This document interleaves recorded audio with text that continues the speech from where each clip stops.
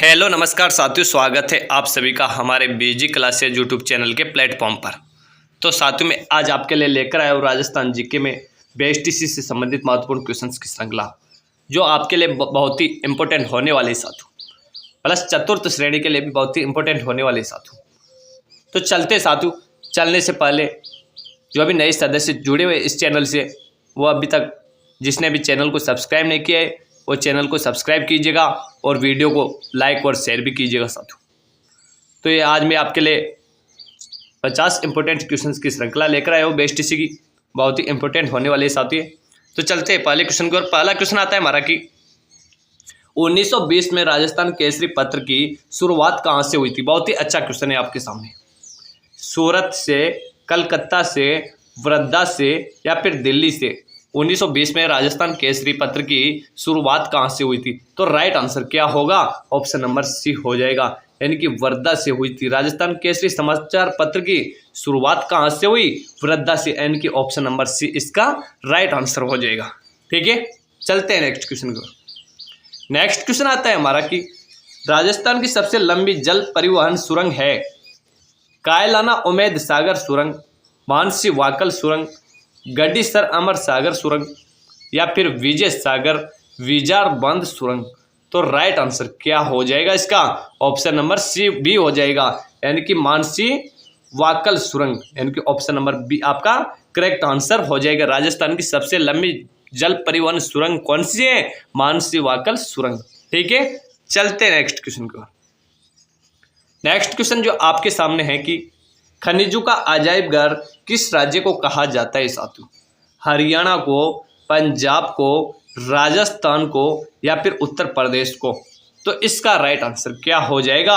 Option number C, यानी कि राजस्थान को खनिजों का अजायब घर कहा जाता है। क्यों कहा जाता है? क्योंकि यहाँ पर विभिन्न प्रकार के खनिज पाए जाते हैं, इसलिए राजस्थान को खनिजों का अजायब घर कहा जाता है। ठीक है, ओके, चलते हैं नेक्स्ट क्वेश्चन की ओर।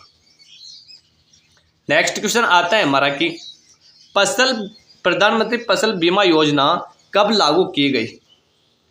13 जनवरी 2016 को, 15 अगस्त 2016 को, 16 जुलाई 2017 को या फिर 16 अगस्त 2017 को। प्रधानमंत्री फसल बीमा योजना कब लागू की गई? तो इसका राइट आंसर क्या होगा? ऑप्शन नंबर ए इसका राइट आंसर हो जाएगा, यानी कि 13 जनवरी 2016 को प्रधानमंत्री फसल बीमा योजना लागू की गई, यानी कि ऑप्शन नंबर ए इसका करेक्ट आंसर हो जाएगा। ठीक है, चलते हैं नेक्स्ट क्वेश्चन की ओर। नेक्स्ट क्वेश्चन आता है हमारा कि थार के मरुस्थल का क्षेत्रफल कितना है? थार के मरुस्थल का क्षेत्रफल कितना है? तो इसका राइट आंसर क्या होगा? 4,14,400, 27 लाख दो, यानी कि 2,72,000, 2,33,100 या फिर 3,23,800। तो राइट आंसर क्या होगा इसका? ऑप्शन नंबर सी इसका करेक्ट आंसर हो जाएगा, यानी कि थार के मरुस्थल का क्षेत्रफल कितना है? 2,33,100 वर्ग किलोमीटर है साथियों, यानी कि ऑप्शन नंबर सी इसका करेक्ट आंसर हो जाएगा। ओके, चलते हैं नेक्स्ट क्वेश्चन पर। नेक्स्ट क्वेश्चन आता है हमारा कि संस्कृत काव्य शिशुपाल वधम की रचना करने वाले माघ महाकवि का जन्म कहाँ पे हुआ था? यानी कि संस्कृत काव्य है कौन सा? शिशुपाल वधम। इसकी रचना किसने की थी? कवि माघ ने की थी। और इनके जन्म जो कहाँ पे हुआ था वो बताना है आपको। शिवगंज में, चांदोद में, बीनमाल में या फिर रानी में। तो राइट आंसर क्या होगा? ऑप्शन नंबर सी हो जाएगा, यानी कि कवि माघ का जन्म कहाँ पे हुआ था? बीनमाल में हुआ था। ठीक है, चलते हैं नेक्स्ट क्वेश्चन की ओर। नेक्स्ट क्वेश्चन आता है हमारा कि मीनाकारी की कला राजस्थान में सर्वप्रथम किसके द्वारा लाई गई थी? गज सिंह द्वारा, मान सिंह प्रथम द्वारा, जसवंत सिंह द्वारा या फिर जय सिंह द्वितीय द्वारा। तो राइट आंसर क्या हो जाएगा? ऑप्शन नंबर बी इसका करेक्ट आंसर हो जाएगा, यानी कि मीनाकारी की कला जो कहाँ की प्रसिद्ध है? जयपुर की प्रसिद्ध है साथियों। मीनाकारी की कला कहाँ की प्रसिद्ध है? जयपुर की प्रसिद्ध है। यह राजस्थान में सर्वप्रथम किसके द्वारा लाई गई थी? मान सिंह प्रथम के द्वारा लाई गई थी। ठीक है, चलते हैं नेक्स्ट क्वेश्चन की ओर। नेक्स्ट क्वेश्चन आता है हमारा कि कीमत लेकर दूसरों को उनकी आवश्यकता की वस्तुएं बेचना, सेवा करना और इस प्रकार जीविकोपार्जन करना क्या कहलाता है? व्यापार करना, लेन देन करना, विनिमय करना या फिर क्रय विक्रय करना। तो राइट आंसर क्या होगा? ऑप्शन नंबर ए इसका करेक्ट आंसर हो जाएगा। यानी कि ये क्या कहलाता है? ये व्यापार करना कहलाता है। ठीक है ना। चलते हैं नेक्स्ट क्वेश्चन की ओर। नेक्स्ट क्वेश्चन आता है हमारा कि राष्ट्रकूट शासक ध्रुव ने किस गुर्जर प्रतिहार शासक के दक्षिण विजय अभियानों पर रोक लगाई? महेंद्रपाल प्रथम ने, महिपाल ने, नागभट्ट द्वितीय ने या फिर मिहिर भोज ने। तो इसका राइट आंसर क्या हो जाएगा? ऑप्शन नंबर ए हो जाएगा। यानी कि महेंद्रपाल प्रथम ने, जो राष्ट्रकूट शासक ध्रुव थे, यानी कि राष्ट्रकूट शासक ध्रुव ने किस गुर्जर प्रतिहार शासक के दक्षिण विजय अभियानों पर रोक लगाई थी? महेंद्रपाल प्रथम पर। ठीक है। चलते हैं नेक्स्ट क्वेश्चन की ओर। नेक्स्ट क्वेश्चन आता है हमारा कि बहुत ही अच्छा क्वेश्चन है कि रिद्धि सिद्धि योजना शुरू हुई है। तो नेक्स्ट क्वेश्चन आता है हमारा कि रिद्धि सिद्धि योजना शुरू हुई। 4 ऑप्शन है 2007-8, 2008-9, 2009-10 या फिर 2010-11। तो राइट आंसर क्या होगा? ऑप्शन नंबर सी, यानी कि रिद्धि सिद्धि योजना कब शुरू हुई थी? 2009 और 10 में। ठीक है। चलते हैं नेक्स्ट क्वेश्चन पर। नेक्स्ट क्वेश्चन आता है हमारा कि क्रिसमस डे योजना, यानी कि क्रिसमस डे मनाया जाता है 20 नवंबर, 25 दिसंबर, 20 दिसंबर या फिर 18 सितंबर। तो राइट आंसर क्या हो जाएगा? ऑप्शन नंबर बी, यानी कि क्रिसमस डे कब मनाया जाता है? 25 दिसंबर को क्रिसमस डे मनाया जाता है। ठीक है। चलते हैं नेक्स्ट क्वेश्चन पे। नेक्स्ट क्वेश्चन आता है कि 1528 में बाबर एवं मेदिनी राय के मध्य कौन सा युद्ध हुआ था? 1528 में बाबर एवं मेदिनी राय के मध्य कौन सा युद्ध हुआ था? घाघरा का युद्ध, खानवा का युद्ध, पानीपत का युद्ध या फिर चंदेरी का युद्ध। तो राइट आंसर क्या हो जाएगा? ऑप्शन नंबर डी इसका करेक्ट आंसर हो जाएगा। यानी कि 1528 में बाबर एवं मेदिनी राय के मध्य कौन सा युद्ध हुआ था? चंदेरी का युद्ध हुआ था साथियों। कौन सा युद्ध हुआ था? चंदेरी का। यानी कि ऑप्शन नंबर डी आपका करेक्ट आंसर हो जाएगा। ठीक है। चलते हैं नेक्स्ट क्वेश्चन को। नेक्स्ट क्वेश्चन आता है हमारा कि बहुत ही अच्छा क्वेश्चन है कि आबू एवं दिलवाड़ा तहसीलों का राजस्थान में विलय एकीकरण किस चरण में हुआ? आबू एवं दिलवाड़ा तहसीलों का राजस्थान में विलय एकीकरण के किस चरण में हुआ था? 4 ऑप्शन है, प्रथम चरण, चतुर्थ चरण, 5वें चरण या फिर 7वें चरण में। तो राइट आंसर क्या होगा? ऑप्शन नंबर डी हो जाएगा। यानी कि 7वें चरण में हुआ था। आबू एवं दिलवाड़ा तहसीलों को राजस्थान में विलय एकीकरण के किस चरण में हुआ था? 7वें चरण में हुआ था। ठीक है। चलते हैं नेक्स्ट क्वेश्चन की ओर। नेक्स्ट क्वेश्चन आता है हमारा कि बहुत ही अच्छा क्वेश्चन है कि रामदेव जी का पशु मेला कहाँ पर आयोजित होता है? जैसलमेर, रामदेवरा, नागौर या फिर बीकानेर। तो राइट आंसर क्या हो जाएगा? Option number C, Ramdev ji का पशु मेला कहाँ पे आयोजित होता है? यानी कि रामदेव जी का पशु मेला कहाँ पे आयोजित होता है? सॉरी, यहाँ पर क्या है, पर क्वेश्चन में थोड़ा सा गलती है।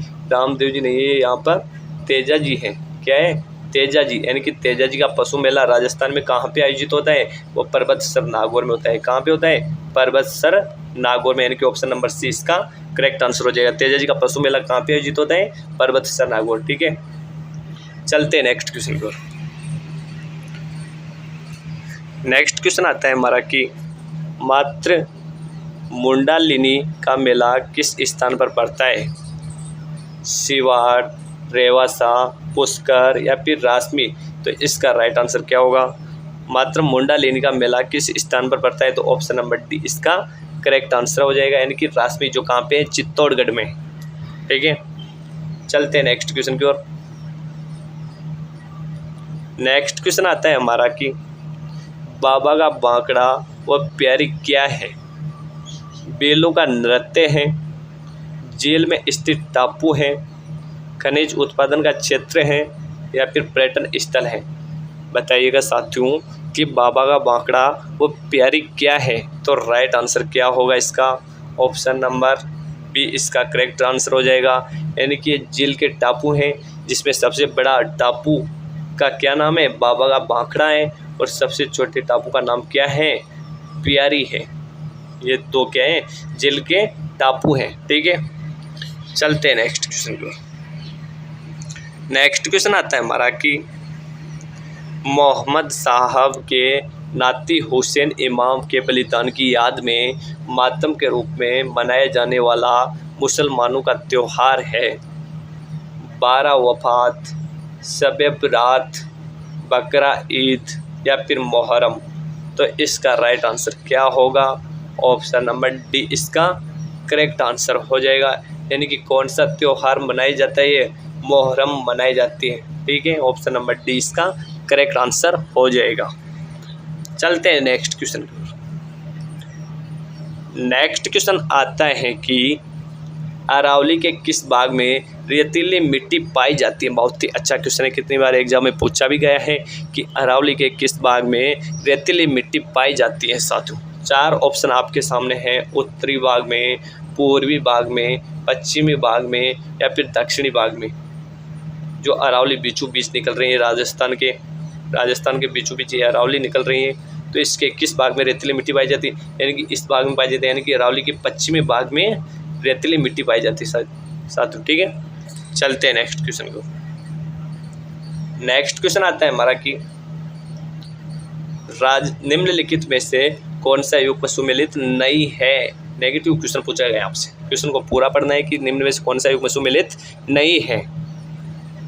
यानी कि option number A Alwar Jaipur जलोढ़ मिट्टी पाई जाती है, कोटा झालावाड़ में काली मिट्टी पाई जाती है, उदयपुर चित्तौड़गढ़ में लाल काली मिट्टी पाई जाती है, श्री गंगानगर हनुमानगढ़ में बुरी बलुई मिट्टी पाई जाती है।